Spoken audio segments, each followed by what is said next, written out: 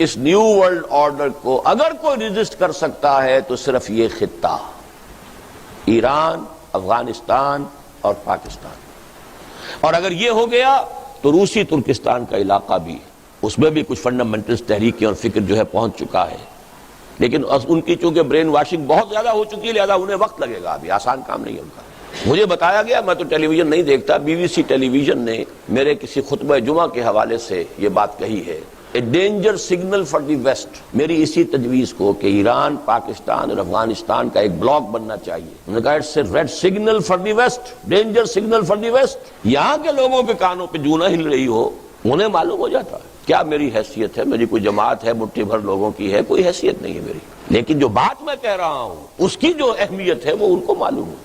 ایران کا گھیراؤ ہو رہا ہے، ٹارگٹ نمبر 1 ہے. کسی بھی روز آپ سنیں گے کہ کوئی سٹرائک ہوا ہے اور اس کی جو بھی ایٹمک انسٹالیشنز ہیں وہ تو پہلے بات میں ختم کر دیں گے. اوپنلی انہوں نے اپنے بجٹ کے اندر $20 کروڑ کی رقم جو ہے، اوپنلی، کوئی ڈر نہیں ہے اب انہیں. بائی پولر ورلڈ تو ہے نہیں، یونی پولر ہے، ہم ہی ہم ہیں، ہم ہی ہم ہیں. I am the monarch of all I survey.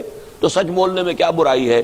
اب ہنری کیسنجر صاحب نے بھی سچ بول دیا کہ سن 71 میں ہماری اپنی پالیسی یہی تھی کہ پاکستان سپلٹ ہو جائے. پہلے نہیں کہہ سکتے تھے، جب تک روس موجود تھا، USSR انٹیکٹ تھا، اس وقت تو اندیشہ تھا کہ پاکستانی ناراض ہو کر ادھر نہ رخ کر لیں گے. اب کیا ہے، سیاح بھائی کوتوال، اب ڈر کا آئے گا. اسی طرح کھلم کھلا $20 کروڑ ایران کی حکومت کا تختہ الٹنے کے لیے.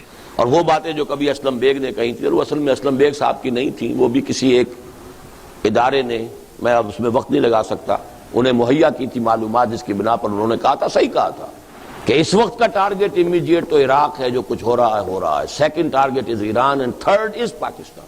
لیکن پاکستان میں اگر سیدھی انگلیوں نکل آئے جو وہ چاہتے ہیں تو ٹیڑھی انگلیاں کرنے کی ضرورت کیا ہے؟ وہ سیدھی انگلیوں نکل جائے. ٹیڑھی انگلی تو تب استعمال ہوتی ہے جب سیدھی انگلیوں کوئی شے نکلتا نہ ہو.